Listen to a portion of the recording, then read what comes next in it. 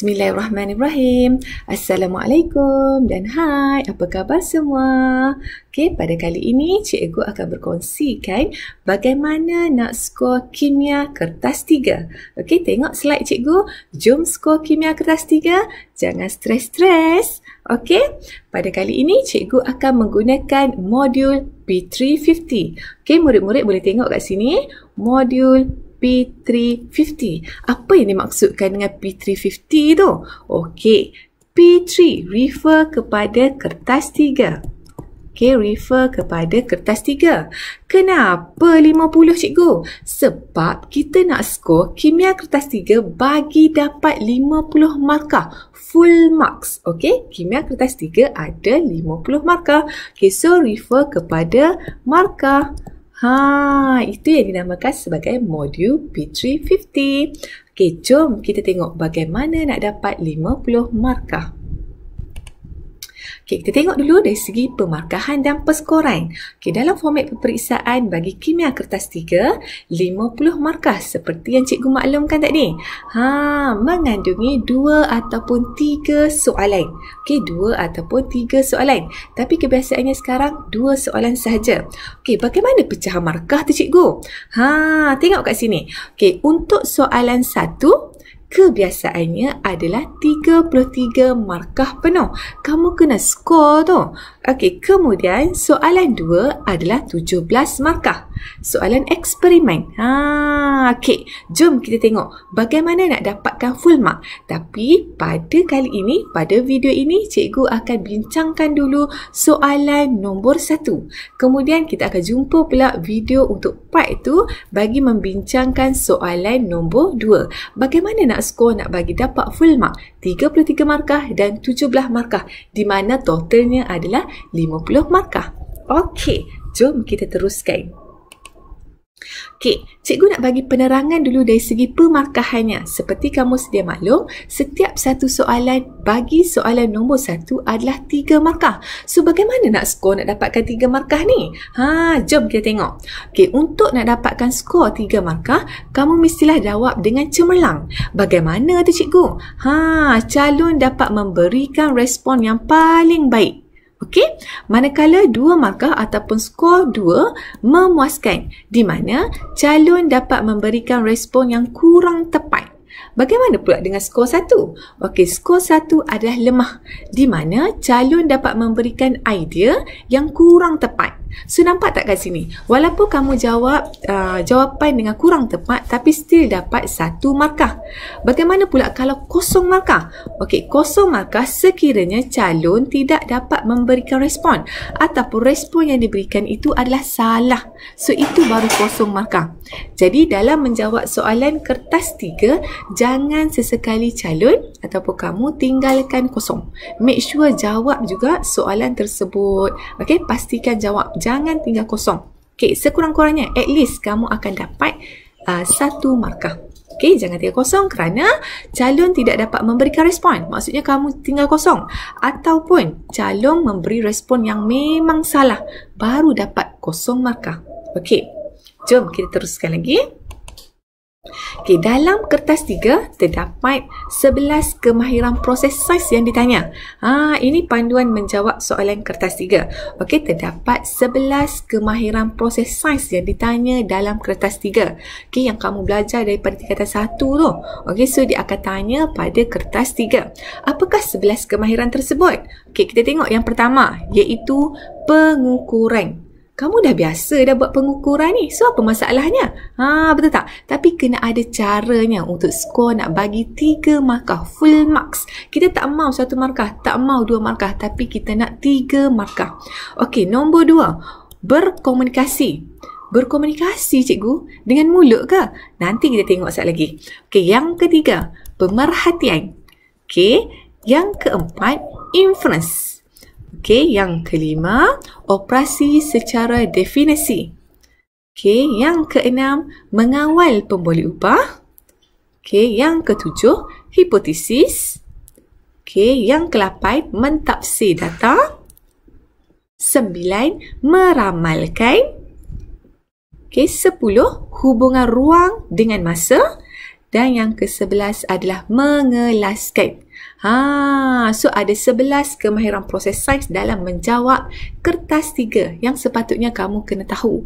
Okey, apakah ke-11 kemahiran proses sains tersebut? Cikgu akan kupas satu persatu. Kamu kena stay sahaja. Okey, dengar betul-betul.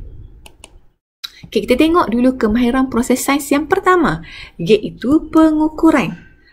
Bagaimana pengukuran ni? Yang kamu kata kamu dah biasa dengan pengukuran ni. Okey, kamu kena tahu bila soalan berkaitan dengan pengukuran, titik perpuluhan mestilah betul.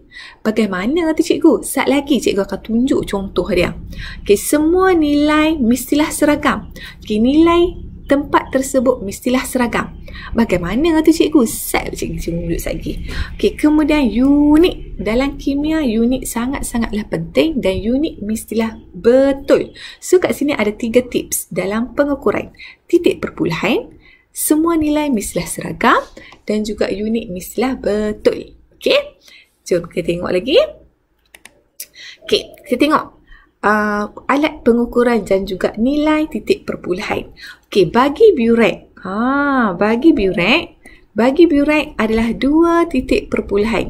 Okey, burette should be 2 titik perpuluhan. Walaupun 0.00 mesti kena tulis. Okey, manakala pembaris, jam randik, silinder penyukat, pipet, termometer, voltmeter, ammeter adalah 1 titik perpuluhan sahaja. Sekejap lagi kita akan tengok apa contohnya dan bagaimana yang dikatakan 2 titik perpuluhan. Bagaimana yang dikatakan 1 titik perpuluhan tu. So kamu kena take notes betul-betul. Burette sahaja 2 titik perpuluhan. Burette sahaja 2 titik perpuluhan. Bagaimana tu? Okey, contohnya 27.00.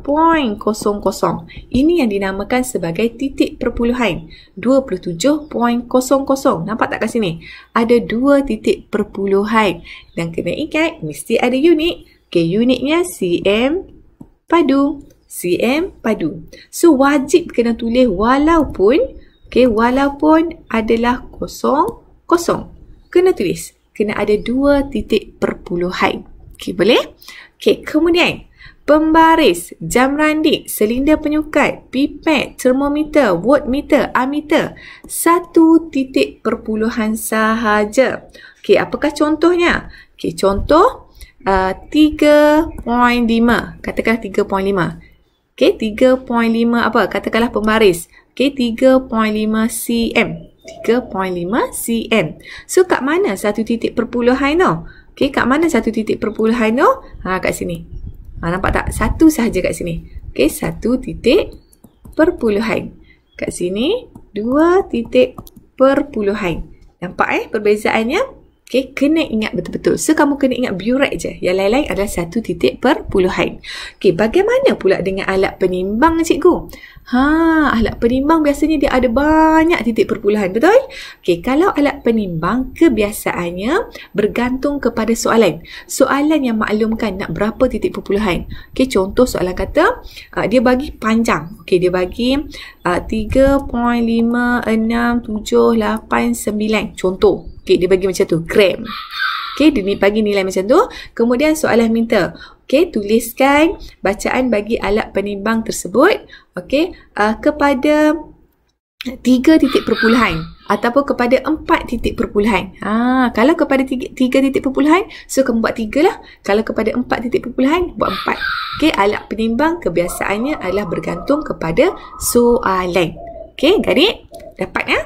Okey, jom kita tengok contohnya pula. Okey, contoh 1. Kita tengok contoh 1. Okey, contoh 1 ni gambar apa ni? Ini adalah gambar pembaris. Okey, so pembaris, ingat balik, pembaris mestilah 1 titik perpuluhan. Betul tak? Okey, so bagaimana nak baca pembaris? Okey, bagaimana nak baca pembaris? Okey, kita tengok kat sini. Okey, kita tengok kat sini. Kat sini adalah berapa ni? Okey, 1, 2, 3, 4, 5. So, bermaksud 1.5. Okey, kita baca dulu daripada 0, okey, sehingga 1.5. Okey, so bacaan kat sini adalah 1.5 cm. Okey, kita nak dapatkan panjang lekuk ini sahaja. Okey, kat sini pula. Kat sini berapa ni? Okey, 1, 2, 3 bermaksud 0.3. Okey, so kat sini adalah 0.3. So kita kena buat apa? Kita kena tolak. Okey, 1.5 kena tolak dengan 0.3.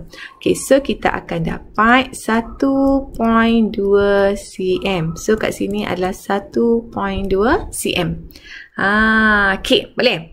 Okey, bagaimana pula dekat sini? Okey, kat sini pun sama, sini 1, 2, 3 bermaksud 0.3. Okey, kemudian kita baca pula kat sini. Okey, kat sini adalah 1.8. Okey, so nak dapatkan bacaan sebenar bagi lekuk tersebut ataupun diameter tersebut. Okey, 1.8 tolak dengan 0.3. So, kita akan dapat 1.5 cm. Kat sini 1.5 cm. Okey, 1.5 cm. Okey, so apa yang dikatakan dengan satu titik perpuluhan tadi? So, kamu boleh nampaklah kat sini. Okey, ada satu titik perpuluhan. Okey, ini pun sama, satu titik perpuluhan. So, untuk pembaris, satu titik perpuluhan sahaja dan jangan lupa sesekali unitnya. Okey, unitnya adalah cm. Apa yang dikatakan nilai kena seragam tu? Nampak tak? Okey, bila satu titik perpuluhan, yang ni pun satu titik perpuluhan. Nilai mestilah seragam. Okey, boleh Okey, now kita tengok contoh yang kedua. Okey, ini jawapannya tadi. Okey, seterusnya kita tengok contoh 2. Okey, contoh 2 ni gambar apa ni? Adakah burek ataupun silinder penyukat? Kena tengok, kena perhati betul-betul. Macam mana nak membezakan antara burek dengan silinder penyukat? Okey, kalau silinder penyukat, kosongnya berada di bawah. Okey, contoh cikgu lukis silinder penyukat. Okey, ni silinder penyukat. Okey, kalau silinder penyukat, kosongnya berada di bawah. Okey, contoh cikgu buat. Okey, dan seterusnya lah. Okey, lepas tu dia ada sengatan kecil kat sini. Okey, kalau silinder penyukat, perasan tak? Okey, nilai kecil berada di bawah.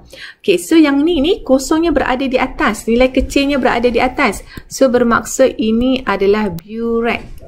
Okey, ini adalah burek. Boleh? Okey, so bagaimana nak baca burek? Berapa titik perpuluhan untuk burek? Kena ingat, burek mestilah 2 titik perpuluhan.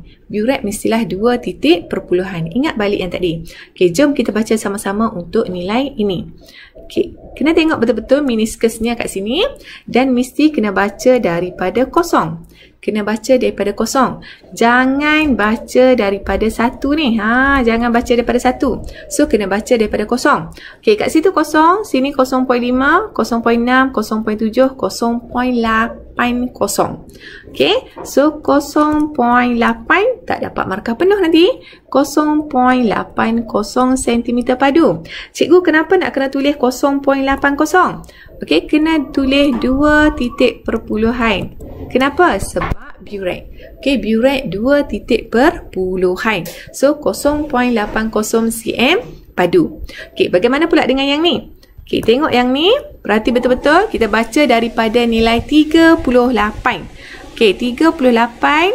0.1, 0.2, 0.3, 0.4. Okey, cuba kita tengok. Okey, 38.4. Tak dapat markah penuh nanti. Okey, 38.40 cm padu. Okey, 38.40 cm padu. Okey, kenapa? Sini menunjukkan 2 titik perpuluhan. Okey, menunjukkan 2 titik perpuluhan. Kenapa kena baca 2 titik perpuluhan? Sebab burek. Boleh. So, kita dapatlah nilainya adalah 0.80 cm padu dan juga 38.40 cm padu. Okey, dapat? Itu burek. Kita tengok betul-betul. Mesti baca 2 titik perpuluhan. Okey, then kita tengok contoh seterusnya. Okey, seterusnya kita tengok pula contoh 3. Okey, contoh 3 ini menunjukkan sebuah jam randik. Macam mana pula nak baca jam randik? Berapa titik perpuluhan untuk jam randik? Okey, kita tengok sama-sama. Untuk jam randik 15, 16, 17. Okey, so kat sini adalah 17.0. Okey, apakah unit bagi jam randik? Saat S. Okey. Manakala kat sini 20, 21, 22, 23. So, 23.0 S. ataupun saat. Okey, so nampaklah kat sini untuk jam randik adalah 1 titik perpuluhan. Okey, 1 titik perpuluhan. Kat sini pun sama, 1 titik perpuluhan. Okey, dapat tak? Okey. Okey, seterusnya. Ni pembaris lagi sekali. Okey, kita tengok pembaris. Contoh 4. Dan kena ingat, pembaris adalah 1 titik perpuluhan. Kita tengok kat sini adalah 2, nilai 2. So, kamu boleh teka sendiri. So, apakah jawapannya?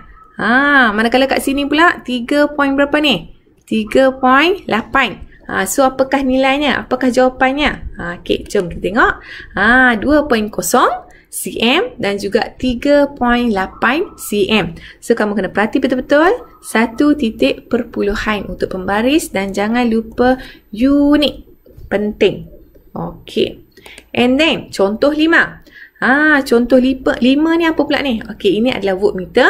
Okey, untuk voltmeter pula berapa titik perpuluhan? Kena ingat balik, iaitu 1 titik perpuluhan. Okey, yang ni menunjukkan bacaan berapa? 2 kan? Okey, manakala yang ni berapa ni? Untuk voltmeter ni, yang ni nilai ni adalah 0.2 ni. Okey, ni 0.2, sini 0.4, 0.6, 0.8. Okey, dia punya sengatan tu. Kita tengok sama-sama apakah bacaannya. So 2.0V. Okey, 2.0V itu volt. Yang ni pula adalah 0.8V. Dan kamu tengok kat sini adalah 1 titik perpuluhan. Okey, dapat tak? Okey, contoh 6. Contoh 6 ini adalah termometer. Okey, termometer berapa titik perpuluhan? Termometer adalah 1 titik perpuluhan. Okey, so tengok betul-betul meniskus dia kat sini. Tengok betul-betul meniskus dia 20, 21, 22, 23, 24, 25, 26, 27, 28. 0.0 darjah Celsius. Okey, yang ni pun sama. Kena tengok betul-betul berapakah jawapannya. 30, 31, 32, 33, 34, 35, 36, 37, 38. Okey. So, jawapannya adalah 28.0. Alah, cikgu 0.0 je pun. Tulis 28 kan senang. Jangan. Kena tulis 0.0. Untuk kertas 3 titik perpuluhan adalah sangat penting. Okey, so 28.0 wajib kena tulis. Okey, sebab termometer adalah 1 titik perpuluhan. Okey, kat sini pun sama. 1 titik perpuluhan. Okey, darjah Celsius. Okey, darjah Celsius sebab termometer. Okey, now kita teruskan lagi. Yang ni adalah contoh soalan SPM tahun 2018. Okey, contoh soalan SPM tahun 2018. Kamu tengok kat sini. Okey, seorang murid menjalankan, okey, saya ambil highlighter.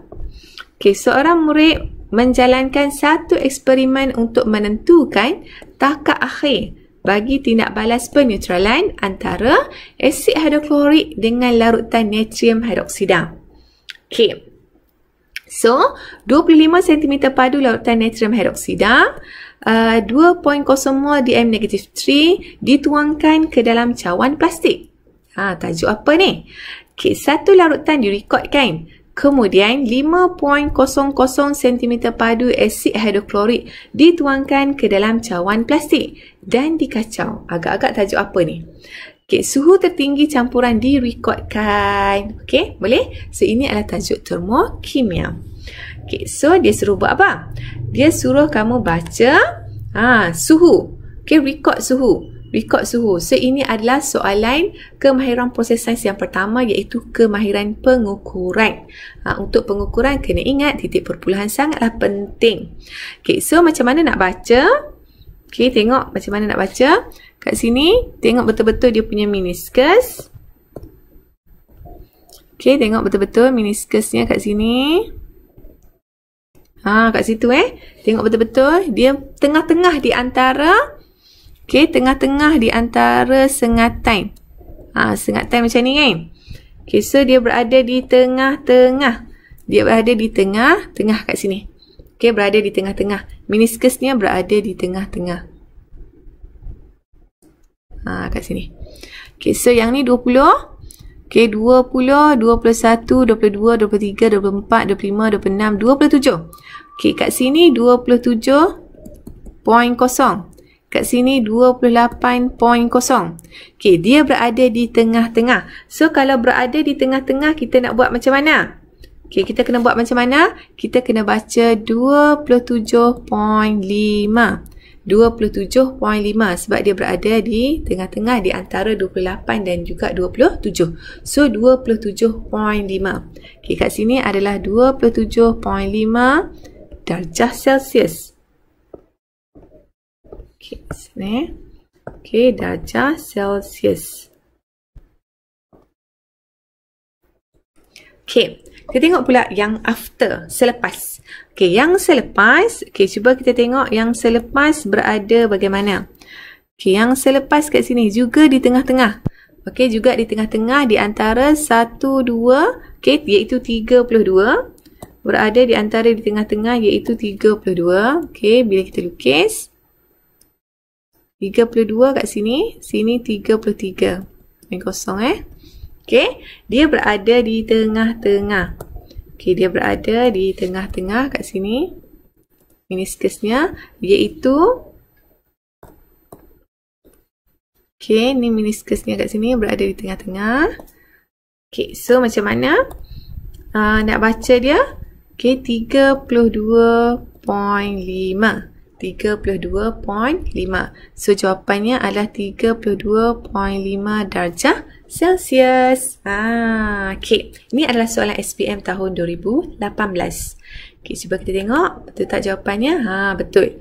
Okey. So, suhu pada jumlah isi pada asid hidroklorik 0.00 adalah 27.5 cm padu. Okey, manakala pada 5.00 cm padu adalah 32.5 darjah Celsius.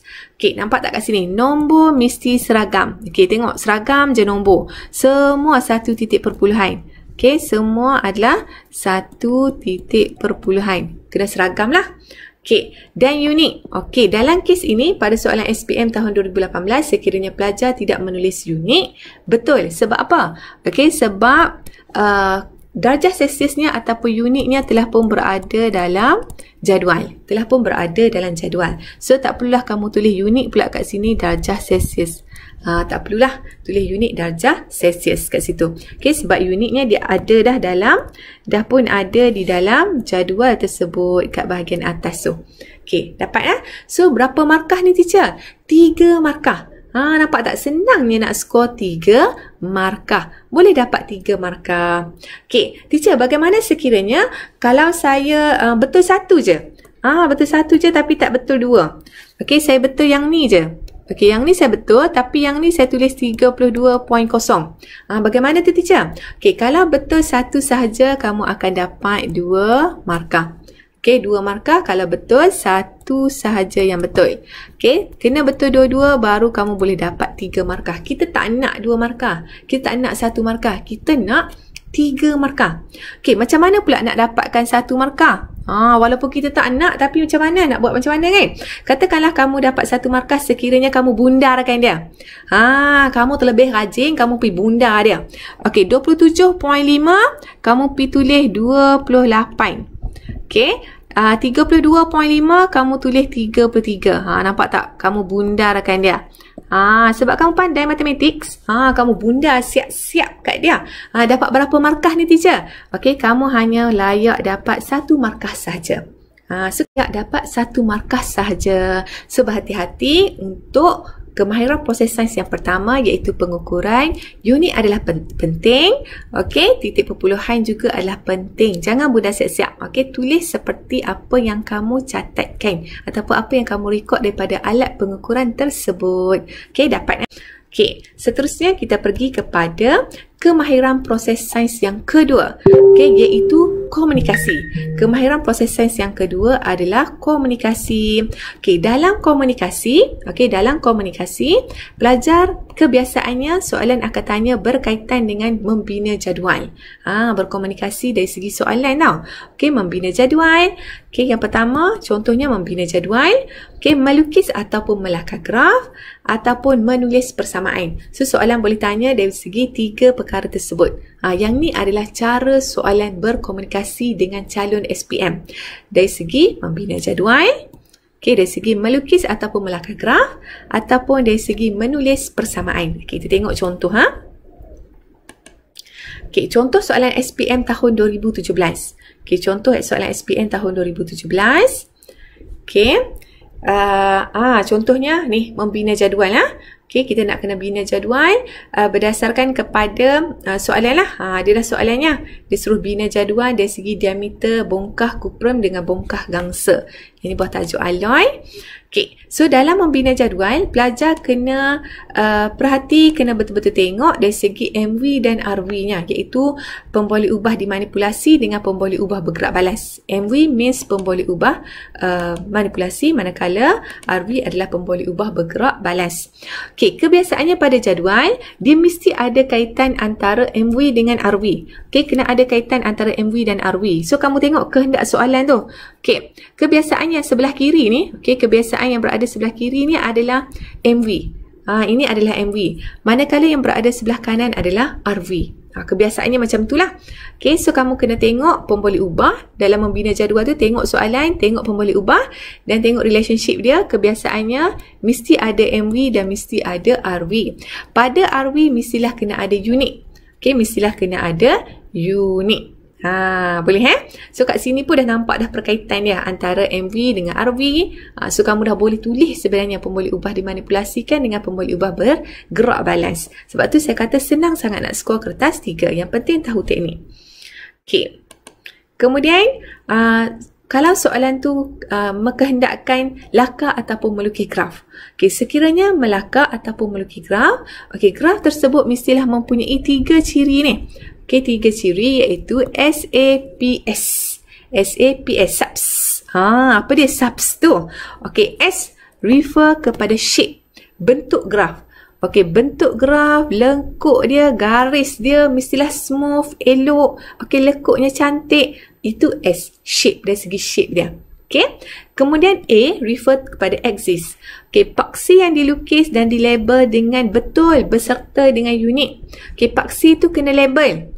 Setiap unit, setiap paksi yang dilabel tu dengan betul dan juga unitnya kena tulis. Kalau masa, apa unitnya? Kan paksi kan, biasanya bila kita buat paksi ni. Bila kita buat paksi, pelajar selalu je tak labelkan dengan betul. Contoh kat sini masa. Dia buat masa je macam ni je. Kat sini katakanlah kuantiti isi padu gas. Ataupun isi padu gas. Contoh isi padu gas melawan masa. Tulis macam ni je, kamu kena tolak 1 markah. So macam mana nak dapat full mark 3 markah? Jangan lupa unit. Mesti kena ada unit. Slashkan dia. CM padu. Slashkan dia. S.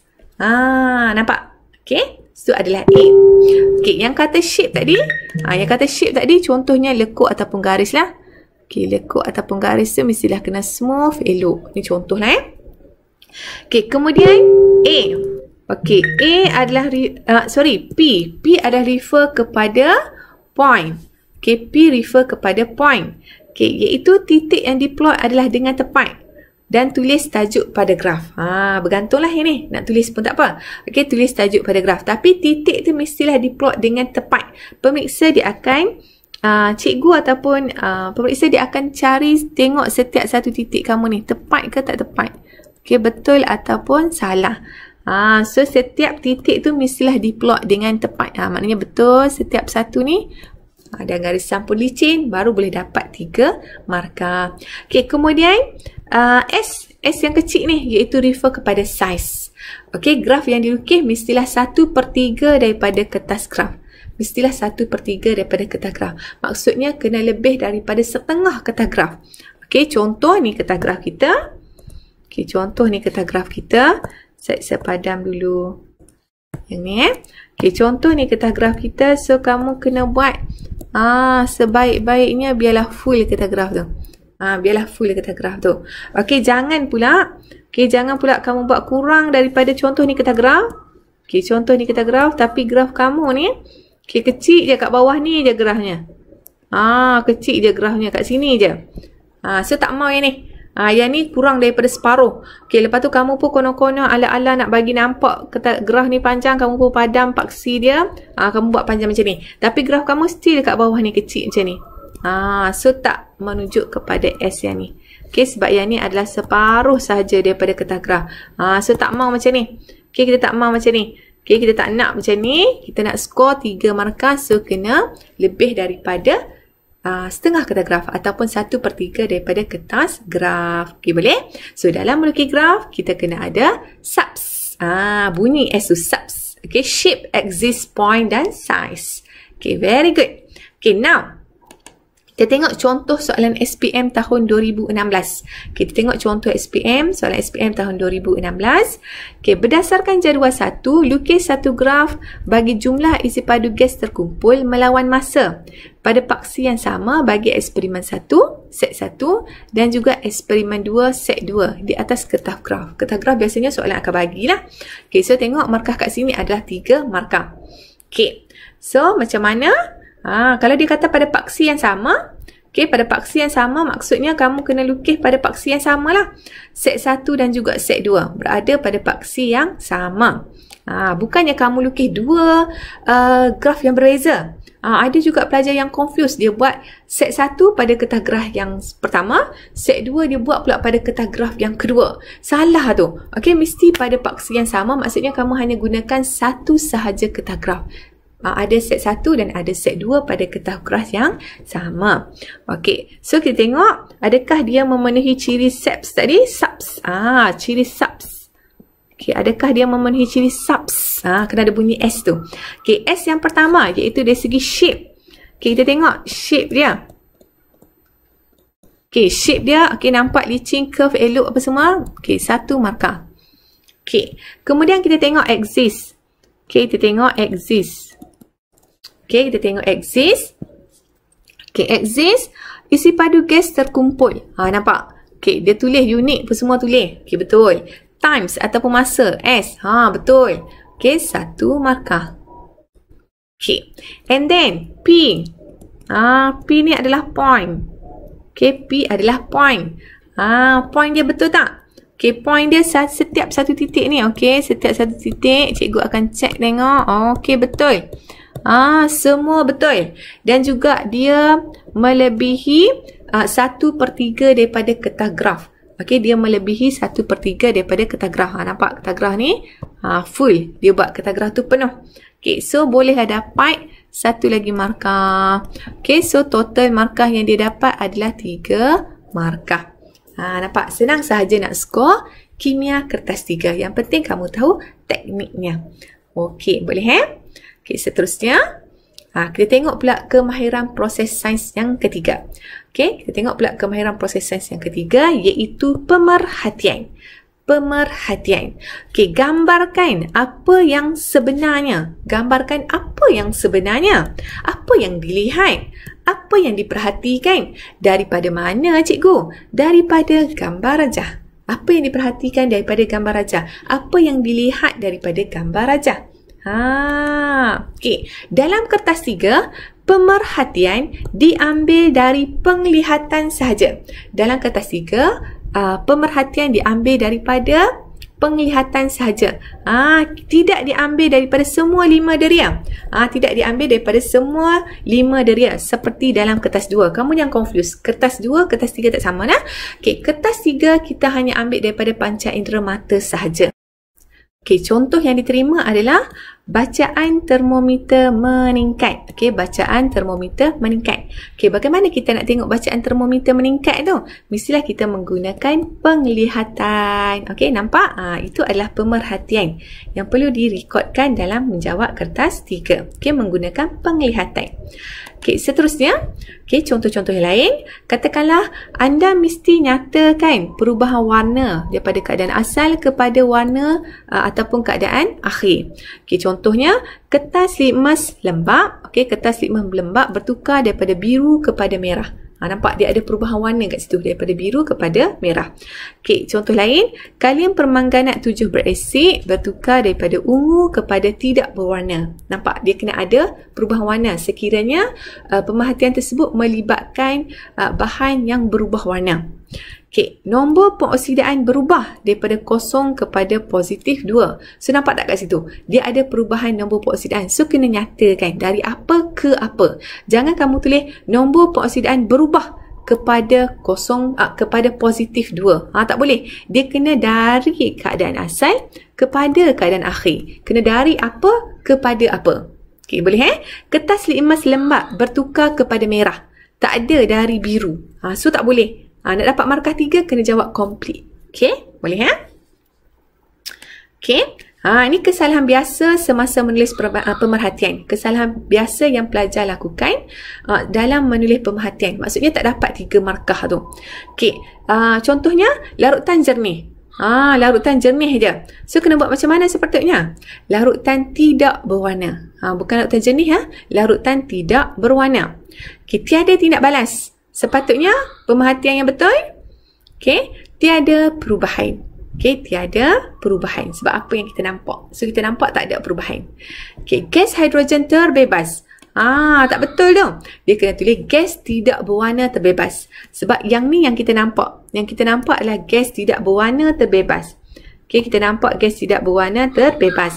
Tapi kita tak tahu lagi itu adalah gas hidrogen. Kita belum tahu lagi itu adalah gas hidrogen. So, ini adalah pemerhatian. Pemerhatian apa yang kita nampak. Okey, yang kita nampak gas tidak berwarna. Tapi kita tak tahu lagi itu gas apa. Okey, seterusnya, ammeter bergerak ataupun terpesong. Ammeter tu bergerak. Ammeter tu yang bergerak ataupun ammeter tu yang terpesong. Salah. Sepatutnya apa? Jarum. Okey, jarum ammeter terpesong ataupun bergerak. Jarum. Kena refer kepada jarum dia. Bukannya diri dia sendiri yang bergerak. Okey, kertas litmus merah menjadi kertas litmus biru. Okey, kertas litmus merah menjadi kertas litmus biru. Apa salahnya kat sini cikgu? Ada dah dari merah kepada biru. So, apa yang salah kat sini? Kertas litmus merah lembap menjadi biru. Tak ada perkataan lembap pula dah kat sini. Kena ada kertas litmus merah lembap bertukar menjadi biru. Kenapa pentingnya lembap tu?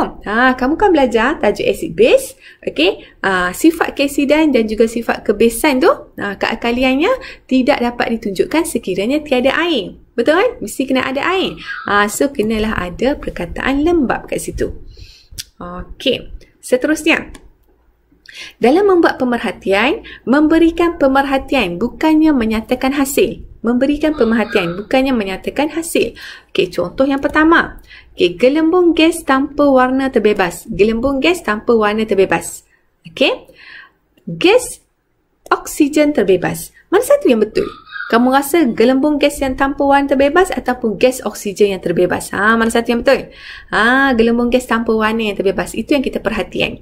Okey, kalau gas oksigen terbebas, okey, yang ini adalah hasil.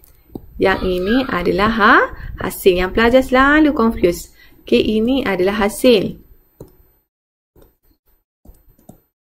Ini adalah hasil. Dia kata memberi pemerhatian, bukannya menyatakan hasil. So, salah. Okey, contoh 2.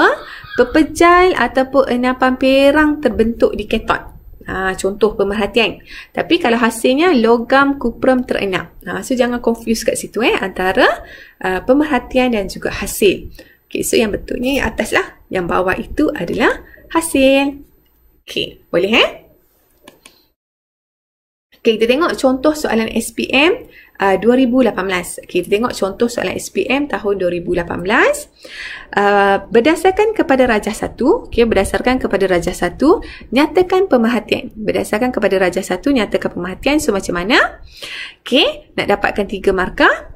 Okay, gambar rajah 1 ni yang mana ni? Ingat balik gambar rajah 1. Okay, kita tengok yang ni, gambar rajah 1 ni. Ni soalannya yang tadi ni, seorang murid menjalankan satu eksperimen untuk menentukan takar akhir bagi tindak balas penetralan antara HCl dengan NaOH. Okay, so ni berdasarkan kepada rajah 1. Okay, ni rajah 1. Okay, berdasarkan rajah 1 ni, dia suruh kamu nyatakan pemerhatian. So, tengok berdasarkan rajah ni, kita kena nyatakan pemerhatian. So, bagaimana? Okay, ni jadualnya. Okay, ni jadualnya.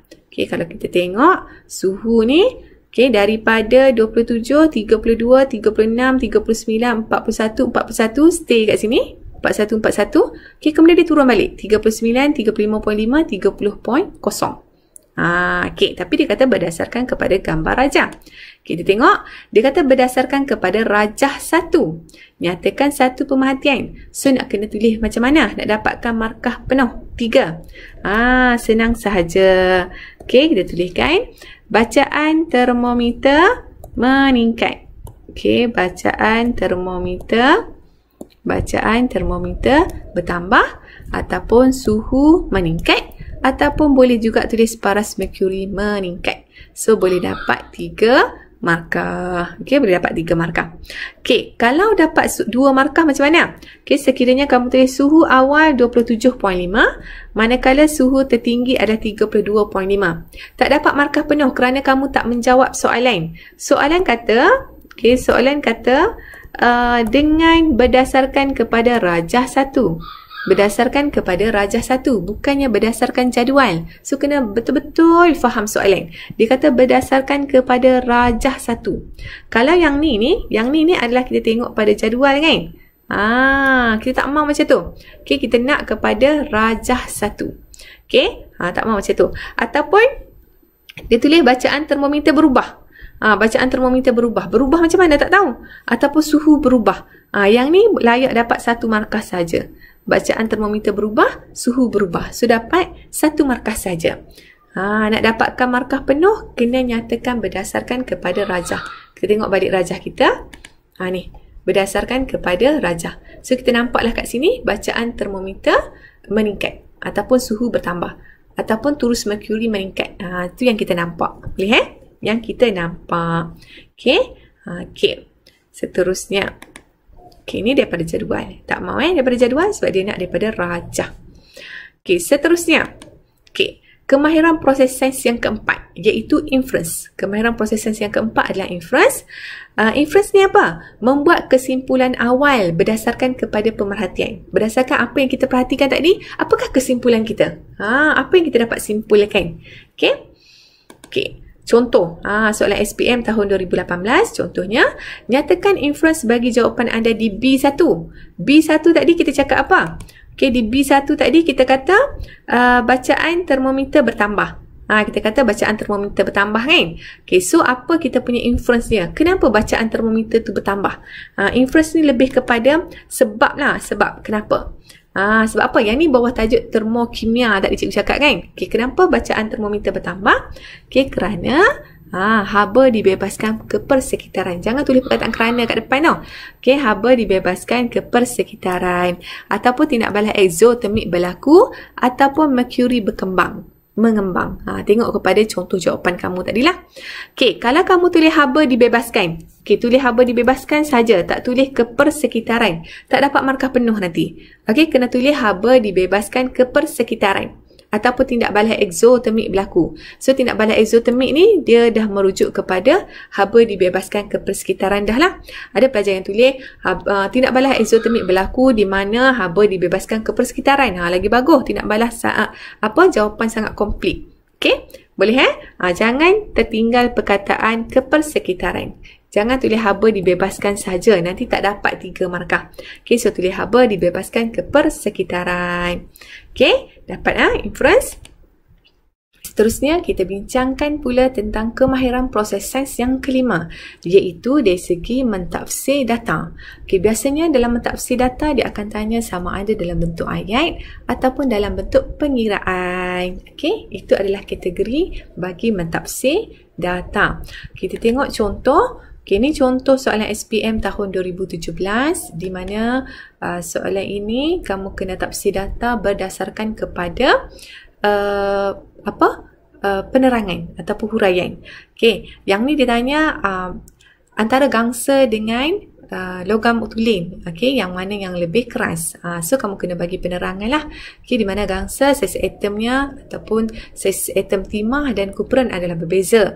Kehadiran atom yang berbeza, atom timah mengganggu susunan teratur atom kupron. So, lapisan atom kupron sukar untuk menggelonsor apabila daya dikenakan. Okay, so kat sini nampak tak yang cikgu buat warna merah ni? Okay, yang ni adalah yang wajib ditulis. So, kalau tak tulis yang ni, kemungkinan kamu akan kehilangan markah. So, nampak kena ada lapisan atom kupron sukar menggelonsor sebab dia ada beberapa lapisan kan. Dalam gangsa ni, lepas tu dia ada pula atom lain yang mengganggu dia. Atom apa tu yang mengganggu dia tu? Atom timah. Ni contoh lah. Okey, contoh kita ada kuprum dan kat sini kita ada stannum ataupun timah. So kehadiran atom timah ataupun stannum tadi yang berbeza tu, dia telah mengganggu susunan teratur pada atom kuprum. So dia telah mengganggu. Sebab tu gangsa lebih keras daripada kuprum. Okey, so yang ni adalah soalan SPM tahun 2017. Okey, contohlah. Okey, kemudian kita pergi pula kepada kemahiran proses sains yang keenam, iaitu definisi secara operasi. Okey, dalam definisi secara operasi ni lah yang ramai pelajar dia confuse, dia tak boleh nak buat, dia rasa macam susah nak dapat ataupun nak skor dalam menjawab soalan kemahiran proses sains yang keenam ni, iaitu definisi secara operasi. Kita ada tips dia, iaitu kamu kena tulis what you do, apa yang kamu buat, okay, what you observe, apa yang kamu perhatikan, dan satu ayat kesimpulan yang lengkap ataupun kita kenali sebagai DOC. DOC, what you do, apa yang kamu lakukan, what you observe, apa yang kamu perhatikan, dan D ke sini merefer kepada ayat yang kamu tulis tu, ataupun conclusion, ayat yang lengkap lah. Okay, what you do, what you observe, what you do, what you observe, DOC. Okay, doc. Okay, tengok contohnya. Okay, ni contoh definisi secara operasi. Contohnya, katakanlah soalan suruh nyatakan definisi secara operasi bagi pengaratan besi. So, macam mana nak tulis? Kebiasaannya definisi secara operasi kita kat depan tu apabila kan. Okay, apabila paku dililit. Nampak? What you do. Kat sini, what you observe. Okay, what you observe. Okay, what you do. Apabila paku dililit dengan logam yang kurang elektropositif, okay, saya ambil highlighter. Apabila paku dililit dengan logam yang kurang elektropositif, direndam ke dalam larutan agak-agak panas yang mengandungi larutan kalium heksocyanoferat 3. Nampak tak kat sini? Yang ni adalah what you do. Apa yang kamu buat. Kamu ambil paku, kamu yang lilit dia. Dengan logam yang kurang elektropositif. Kemudian buat apa? Rendam pula dalam agak-agak panas yang mengandungi larutan kalium heksocyanoferat 3. Kamu yang lakukan. What you do. Okay, what you observe, apa yang kamu perhatikan? Tumpukan biru terhasil. Tumpukan biru terhasil. So, apabila paku dililit dengan logam yang kurang elektropositif, direndam ke dalam larutan agak-agak yang panas yang mengandungi larutan kalium heksocyanoferat 3, didapati tumpuk biru terhasil. So nampak tak kat situ DOC tu? So terus boleh nampak DOC kat situ. What you do, and then what you observe, and then conclusion yang lengkap. Okay, boleh. Okay, kemudian yang kedua, contoh yang kedua. Untuk kereaktifan kumpulan 1. Okay, kereaktifan kumpulan 1. Apabila logam alkali yang terletak paling bawah dalam kumpulannya dimasukkan ke dalam besen yang mengandungi air. Yang ni what you do. What you observe. Apa yang kamu perhatikan? Kamu dapati nyalaan yang lebih cerah terhasil. Ini untuk kereaktifan kumpulan 1. Kita tahu kumpulan 1 apabila menuruni kumpulan dia semakin reaktif kan? Apabila menuruni kumpulan dia semakin reaktif. So apabila logam alkali yang terletak paling bawah dalam kumpulan 1 tu dimasukkan ke dalam besen yang mengandungi air, tu what you do. Didapati nyalaan yang lebih cerah terhasil. So what you observe. So dapat ayat yang lengkap kat situ. Okey, boleh Okey, seterusnya. Nombor 3. Seterusnya nombor 3, penggumpalan susu getah. Apabila asid, ni what you do. Apabila asid dimasukkan ke dalam susu getah, what you observe. Apa yang kamu perhatikan? Didapati pepejal putih terbentuk. Berlaku penggumpalan lateks kan? Asid dengan getah, bila kita campur dia tu berlakunya penggumpalan lateks. Okay, so apabila asid dimasukkan ke dalam susu getah, pepejal putih terbentuk. Didapati pepejal putih terbentuk. Macam tu. What you do, apa yang kamu buat, and then what you observe, apa yang kamu perhatikan, dan jangan lupa tulis dengan lengkap. Okey, seterusnya yang keempat, kita ada contoh pemendakan argentum chlorida. Ni tajuk garam ni. Okey, apabila larutan argentum nitrite dimasukkan ke dalam larutan natrium chlorida, ni what you do. Okey, what you observe, pepejal putih terbentuk. Didapati pepejal putih terbentuk. Okey, boleh? Okey, contoh untuk sel kimia. Kita tengok contoh untuk sel kimia. Apabila dua logam yang berbeza direndam ke dalam elektrolit. Untuk sel kimia, apa yang kita buat? Kita ambil dua logam yang berbeza, elektrod yang berbeza tu kita rendam dalam elektrolit. Kan? Kalau kamu ingat balik, kita ada dua elektrolit ni. Kita ambil, kita rendam dalam elektrolit. Okey, apa yang kamu perhatikan? Jarum voltmeter akan terpesong. Sekiranya kita guna voltmeter. Kalau kita guna galvanometer, tulis galvanometer. Okey, jarum voltmeter terpesong. Okey, sel kimia biasanya voltmeter lah. Okey, kemudian asid. Untuk definisi secara operasi bagi asid. Macam mana? Apabila kertas litmus lembap, kertas litmus biru lembap dimasukkan ke dalam bahan yang telah dilarutkan dalam air, apa yang kita perhatikan? Kertas litmus biru lembap menjadi merah. Apabila kertas litmus biru lembap dimasukkan ke dalam bahan yang telah dilarutkan dalam air, didapati kertas litmus biru lembap menjadi merah. So, nampak tak kat situ? Senang sahaja definisi secara operasi. Kamu kena fikir apa yang kamu lakukan, what you do, and then kamu fikirkan apa yang kamu perhatikan, what you observe. Kena ada dua benda penting tersebut dan tulis dalam ayat yang lengkap. Okey. Ni contoh lain. Nyatakan definisi secara operasi bagi takat akhir pentitratan dalam eksperimen ini. Dia suruh kamu tulis. Okey, dia suruh kamu tulis definisi secara operasi bagi takat akhir pentitratan dalam eksperimen ini. Nampak gambar rajah dia buat proses pentitratan. So, apa yang kamu lakukan? Fikir, apa yang kamu lakukan? Apabila asid sulfurik ditambahkan ataupun dititratkan kepada larutan natrium hidroksida. Larutan natrium hidroksida dalam sini adalah NaOH, larutan natrium hidroksida. Dalam ni adalah asid sulfurik, H2SO4. So, apabila asid sulfurik ditambahkan ke dalam larutan natrium hidroksida, so apa yang kamu perhatikan?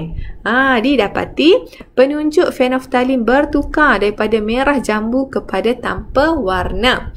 Dalam proses pentitratan kita kena letak satu penunjuk kan? Okay, so kita letaklah penunjuk fenolftalin. Okay, kita letak penunjuk fenolftalin dalam ni. Didapati penunjuk fenolftalin bertukar daripada warna merah jambu kepada tidak berwarna. Okey, itu apa yang kita perhatikan. So, kita tulis ayat yang lengkap, kita gabungkan antara what you do dengan what you observe tu. Apabila asid sulfurik ditambahkan ataupun dititratkan kepada larutan natrium hidroksida, didapati penunjuk fenolftalin bertukar daripada warna merah jambu kepada tidak berwarna. Okey, so dapatlah lengkaplah kita punya tu DOC, what you do, what you observe, and then satu ayat yang lengkap. Okay, so senang sebenarnya nak jawab soalan definisi secara operasi. Okay, seterusnya kita tengok kepada kemahiran proses sains yang ketujuh. Okay, kemahiran proses sains yang ketujuh iaitu melibatkan pemboleh ubah. Cikgu percaya, cikgu yakin yang ni tak ada masalah, ramai yang boleh buat yang ni. Okay, iaitu kita ada pemboleh ubah dimanipulasikan, pemboleh ubah bergerak balas dan juga pemboleh ubah yang dimalarkan. Okay. Apa dia pemboleh ubah yang dimanipulasikan? Iaitu merujuk kepada sesuatu bahan ataupun perkara yang diubah-ubah ataupun yang dikaji dalam eksperimen tu. Macam tu. Okay. Bagaimana pula dengan pemboleh ubah yang bergerak balas? Dia merujuk kepada hasil, merujuk kepada hasil ataupun dapatan daripada eksperimen. Ukuran menggunakan alat radas melalui hasil pemerhatian ataupun hasil tindak balas yang boleh diukur apabila kita mengubah pemboleh ubah yang dimanipulasikan. Bila kita ubah pemboleh ubah dimanipulasikan, apa jadi? Boleh diukur. Apabila kita ubah pula yang A, apa jadi? Boleh. Okey, itu adalah pemboleh ubah bergerak balas. Cikgu percaya, cikgu yakin yang ni ramai yang dah faham dan tahu nak buat. Okey, manakala pemboleh ubah yang dimalarkan merujuk kepada perkara yang ditetapkan ataupun tidak berubah sepanjang eksperimen tu, tetap. Okey, yang tu adalah pemboleh ubah dimanipulasikan, fixed variables. Okey, elakkan menulis jenis radas yang digunakan. Jangan kamu tulis jenis radas. Okey, jangan tulis jenis radas. Okey, sekiranya ia melibatkan faktor, pilih selain daripada faktor yang dimanipulasikan. Okey, yang ni contohnya tajuk kadar tindak balas kan, dia ada faktor-faktor yang mempengaruhi kadar tindak balas tu. Okey, so kalau yang melibatkan faktor tu, kamu pilih faktor selain daripada pemboleh ubah dimanipulasikan. Bermaksud itu adalah pemboleh ubah dimalarkan. Okey. Elakkan juga guna perkataan amount ataupun quantity. Ni pun ramai student saya suka ni. Okey, amount asid hidroklorik yang sama. Kuantiti kalsium karbonat yang sama. Habis tu cikgu nak tulis apa? Tak boleh tulis amount, tak boleh tulis kuantiti. Kena tulis jisim. Okey, kena tulis jisim yang betul. Tak boleh tulis amount, tak boleh tulis kuantiti. Kena tulis jisim. Okey, jisim kalsium karbonat. Okey, habis tu asid hidroklorik ni jisim juga ke? Bukan. Okey, kita tengok ini. Asid hidroklorik ni lebih kepada kepekatan dan isi padu. Okey, kepekatan dan isi padu. Okey, kita tengok kepekatan dan isi padu perlu dinyatakan bersama-sama, terutamanya untuk CV, control variables ataupun fixed variable ataupun pemboleh ubah yang dimalarkan. Okey, kepekatan dan isi padu asid hidroklorik adalah sama. Kena tulis macam ni.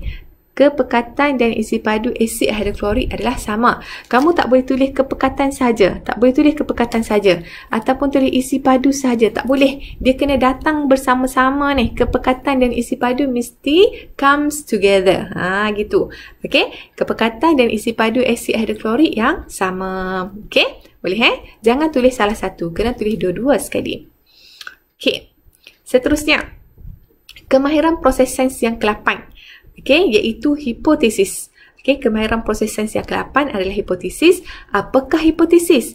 Iaitu hubungan antara pemboleh ubah yang dimanipulasikan dan pemboleh ubah yang bergerak balas beserta dengan arah.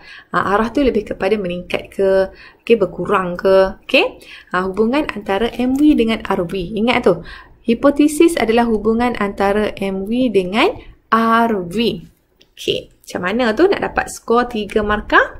Pemboleh ubah yang dimanipulasikan mesti ditulis di hadapan dan diikuti dengan pemboleh ubah yang bergerak balas. Bila kamu tulis hipotesis, mesti tulis MV dulu.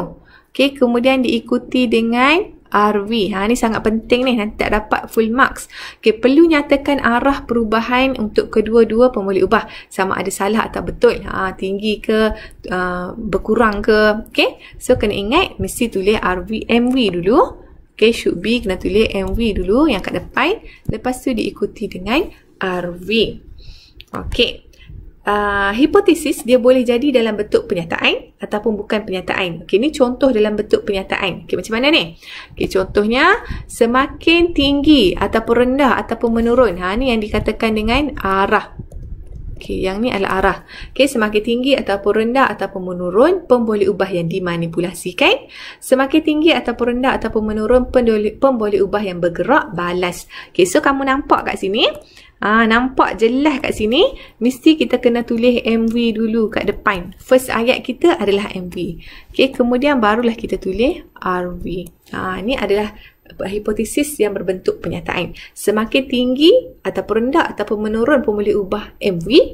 Okey, semakin tinggi, rendah ataupun menurun RV. Nampak? MV tulis dulu. MV yang pertama, kemudian diikuti dengan RV. Baru boleh dapat full marks. Okey, seterusnya contoh 2. Semakin jauh jarak antara dua logam, ni contoh 2 Semakin jauh jarak antara dua logam dalam siri elektrokimia, semakin besar watan yang terhasil. So kamu kenal pasti yang manakah MV dan yang manakah RV. So MV ni adalah yang ni, yang kita sebut dulu ni adalah MV, kena tulis MV. Manakala yang ni adalah RV yang memberi kesan apabila MV itu diubah. Okey, semakin jauh jarak antara dua logam dalam siri elektrokimia, semakin besar watan yang terhasil. So kena ingat, kena remember MV dulu, barulah tulis RV. Okey, mana arah dia ni? Inilah jauh ni. Itu kepada arah. Dan juga besar ni. Ini juga adalah arah. Okey, boleh Okey, seterusnya. Hipotesis yang berbentuk lain selain daripada penyataan. Okey, contohnya kehadiran asid. Kehadiran asid mempercepatkan penggumpalan lateks. Sementara kehadiran amonia melambatkan penggumpalan lateks. Ni kalau hak jenis berbentuk lain. Tadi berbentuk penyataan, semakin-semakin kan. Okey, kalau yang ni hipotesis yang berbentuk lain.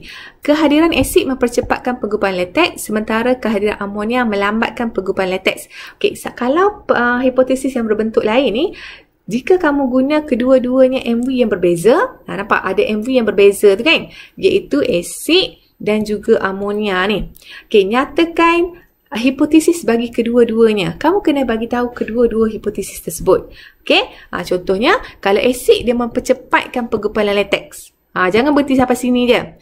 Kena tulis pula sambung lagi. Sementara kehadiran amonia dia melambatkan penggumpalan lateks. So kat sini kita boleh tengok apa dia punya MV. Dia punya MV adalah kehadiran asid dan amonia. Kehadiran asid dan juga alkali. Okey, RV dia kat mana? Okey, RV-nya adalah penggumpalan lateks. RV-nya adalah penggumpalan lateks. Kalau asid mempercepatkan penggumpalan lateks, kalau amonia memperlambatkan ataupun melambatkan penggumpalan lateks. Okey, so itu adalah RV. Boleh So nampak kat sini hipotesis dia mesti ada hubungan antara MV dengan RV. Okey. Seterusnya kita tengok kemahiran proses sains yang ke-9 iaitu meramalkan. Kemahiran proses sains yang 9 adalah meramalkan. Okey, anda perlu menganalisa semua maklumat yang diberikan, sama ada pemerhatian, pengalaman yang terdahulu dan data yang boleh dipercayai sebelum membuat ramalan. Okey, ramalan ni biasanya kita tulis nombor sahaja. Kamu tak perlu tulis ayat yang panjang. Soalan ramalan di mana kemahiran proses sains yang ke-9 ni kamu hanya tulis nombor sahaja. Okey, kita tengok contoh. Okay, so bila kita buat menjawab soalan ramalan, kita tengok daripada pemerhatian dan ingat kita hanya tulis nilai ataupun nombor sahaja. Okey, elakkan. Elakkan tulis lebih ataupun kurang daripada. Lebih ataupun kurang daripada ataupun kamu buat dalam bentuk julat macam ni. Jangan sesekali elakkan jawab macam tu. Okey, kamu hanya tulis nilai ataupun nombor saja.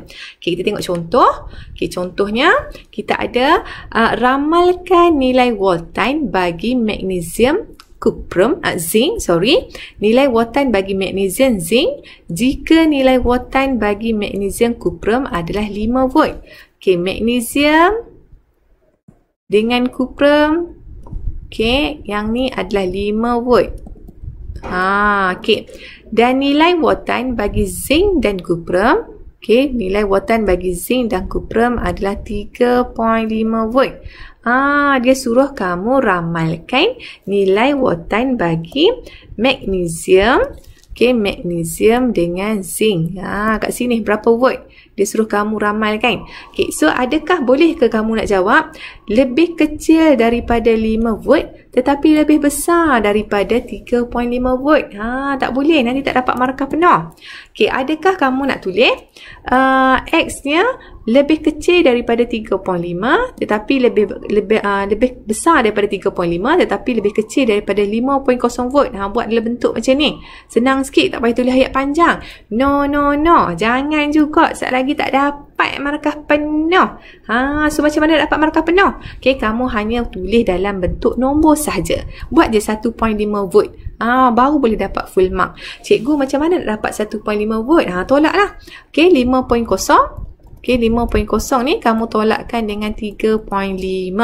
Okay, so nanti kamu akan dapat 1.5 volt. Okay, kamu akan dapat 1.5 volt. So, tulis aja jawapannya 1.5 volt. Kamu jangan sesekali buat dalam bentuk julat. Tulis 1.5 volt. Itu adalah soalan ramalan. Okay, boleh soalan ramalan. Okay, seterusnya. Kita pergi kepada kemahiran proses sains yang 10. Okay, iaitu hubungan antara ruang dengan masa. Okay, iaitu hubungan antara ruang dengan masa. Kemahiran proses sains yang 10. Okay, apa contohnya? Okay, tengok contoh soalan SPM tahun 2018. Okay.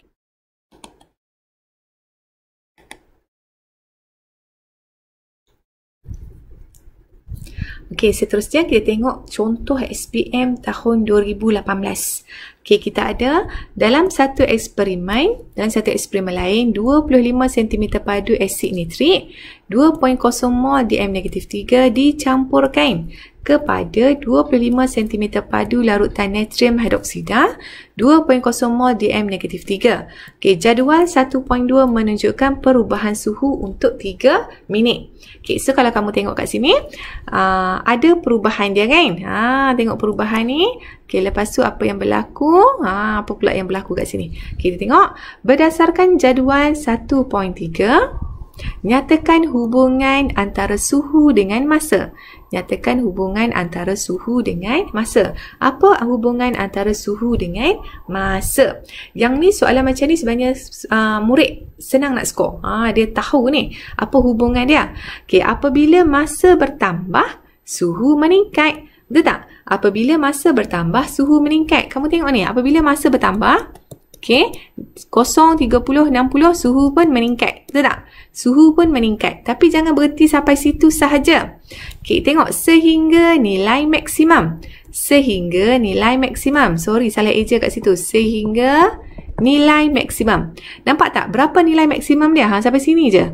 Sampai 40 ni. Ataupun pada masa 60 ni. Sampai nilai maksimum.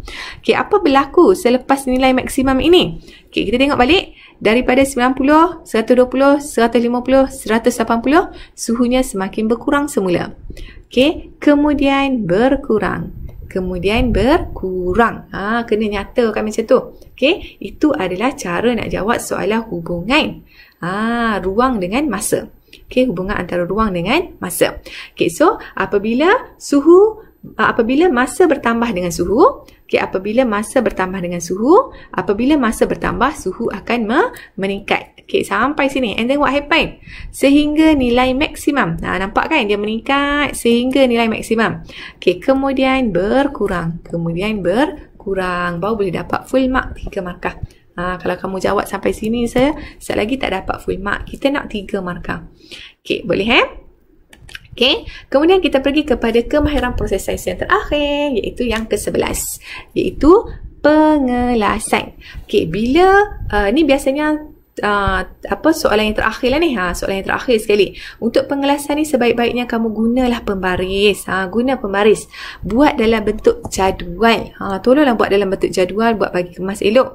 Okey, buat dalam bentuk jadual. Kena ada tajuk dan sekiranya ia melibatkan alat pengukuran yang mempunyai unit, kena tulis unit bersama-sama. Kena tulis unit juga. Okey, mestilah buat dalam bentuk jadual, kena ada tajuk, kena ada unit. Okey, itu kalau melibatkan alat pengukuran lah. Kita tengok contoh. Kita tengok contoh SPM tahun 2018. Okey, jadual 1.3 menunjukkan perubahan suhu bagi tindak balas peneutralan antara beberapa jenis asid dengan larutan natrium hidroksida. Okey, kita ada asid jenis P. Okey, kemudian kita ada asid jenis Q dan juga kita ada asid jenis R. Lepas tu dia suruh buat apa? Kelaskan asid ini kepada asid kuat dan juga asid lemah. Kamu dah nampak dah kat situ. Pengelasannya asid kuat, asid lemah. So maksudnya jadual kamu nanti, guna pembaris Okey, jadual kamu nanti, kamu dah ada dah. Okey, pecahannya adalah asid kuat. Okey, asid kuat, asid lemah. Buat dalam bentuk jadual. Okey, buat dalam bentuk jadual. Asid kuat, asid lemah. Buat dalam bentuk jadual macam tu. Okey, buat dalam bentuk jadual. Gunalah pembaris. Okey, kemudian macam mana kita nak kenal dia tu asid kuat, asid lemah? Tengok dari segi perubahan suhu. Okey, tengok dari segi perubahan suhu. Tengok kat sini suhu dia 13.0. Sini suhu dia 13.0. Okey, maknanya suhu dia tinggilah. Okey, manakala yang ni suhunya 11.0 saja, suhunya rendah. Kalau suhu rendah, itu bermaksud asid lemah. Kan? Okey, ni bawah tajuk termokimia tau. Kamu cek balik. Okey, cek balik, study balik yang ni. Okey, so kita dapatlah jawapannya adalah asid kuat P dan Q. Okey, yang ni P dan Q. Manakala asid lemah adalah R. Okey, asid lemah adalah R. Boleh buat dalam bentuk jadual macam ni lah. Untuk kita dapatkan full mark. Okay, so yang ni dia bukan alat pengukuran. So dia tak melibatkan unit. Tak perlu tulis unit. Okay, boleh Boleh faham So ini, tengok kat sini. Rupa-rupanya dalam kertas 3, dia menguji kamu 11 kemahiran proses sains. Daripada kamu belajar form 1 tu, dia nak uji kamu 11 kemahiran proses sains kat sini. Pastikan mahir 11 kemahiran proses sains tersebut. Iaitu apa dia? Kita cek balik, kita tengok balik pengukuran. Okey, pengukuran pastikan unit kena betul, seragam dan jangan lupa juga titik perpuluhan. Ingat yang titik perpuluhan, 2 titik perpuluhan adalah Burex sahaja. Yang lain-lain 1 titik perpuluhan kecuali alat penimbang bergantung kepada kehendak soalan. Boleh Okey, kemudian berkomunikasi. Berkomunikasi ingat sama ada boleh berkomunikasi dalam bentuk jadual ataupun dalam bentuk graf. Dan macam mana pula nak lukis graf? Tengok balik. Kalau rasa dah lupa, tengok balik video cikgu daripada awal. Okey, kemudian pemerhatian, make sure daripada penglihatan sahaja. Okey, inference biasanya sebab kepada pemerhatian tu. Definisi secara operasi, DOC, what you do, what you observe. Conclusion. Ingat tu? Okay, and then mengawal pemboleh ubah. Kita ada 3 pemboleh ubah, MV, RV dan juga CV. Okay, hipotesis. Hipotesis adalah hubungan antara MV dengan RV. MV mesti tulis dahulu, kemudian diikuti dengan RV. Kena ingat tu, beserta dengan arah. Ada 2 jenis hipotesis. Tengok balik video cikgu kalau rasa dah lupa. Okey, mentafsir data. Boleh juga tafsir data dari segi ayat, dalam bentuk ayat ataupun dalam bentuk calculation, pengiraan. Okey, ingat balik. Meramalkan. Ramalan, soalan ramalan mesti tulis apa orang panggil nombor. Tulis nombor, jangan duk buat ayat panjang. Okey, hubungan antara ruang dengan masa. Baru je discuss tadi. Okey, dan last sekali adalah mengelaskan. So, kita ada 11 kemahiran proses sains dalam kertas 3. Cikgu harap kamu boleh apply kan ya. Buat betul-betul, tengok balik soalan. Okey, refer balik soalan SPM tahun 2018 ataupun mana-mana soalan yang kamu suka. Okey, tengoklah balik nah. Okay, so itu sahaja daripada cikgu. Jom skor kimia kertas 3. Jangan stres-stres. Ingat, good luck for your SPM examination. Okay, buatlah yang terbaik. Jangan jadikan pandemik COVID-19 ni sebagai penghalang untuk kamu terus berjuang. Jadikan ia sebagai satu cabaran yang perlu kamu tempuh, yang perlu kamu hadapi. Ingat, SPM hanya sekali. Masa depan kamu yang luas, yang terbentang luas itu, buat yang terbaik. Okay, cikgu doakan semua yang menonton video cikgu ini mendapat sekurang-kurangnya A dalam SPM kimia subjek cikgu. Okey, dan cikgu doakan kamu dapat A+ sebaik-baiknya. Okey, itu sahaja daripada cikgu. Nanti kita jumpa lagi untuk bincangkan soalan nombor 2. Tadi baru soalan nombor 1. Okey, kita jumpa lagi untuk kita berbincang bagi soalan nombor 2. Kalau kamu rasa video cikgu bermanfaat untuk kamu, jangan lupa like, share dan sebolehnya subscribe. Itu sahaja daripada cikgu nah. Okey, bye-bye. Assalamualaikum. I love you all. Good luck.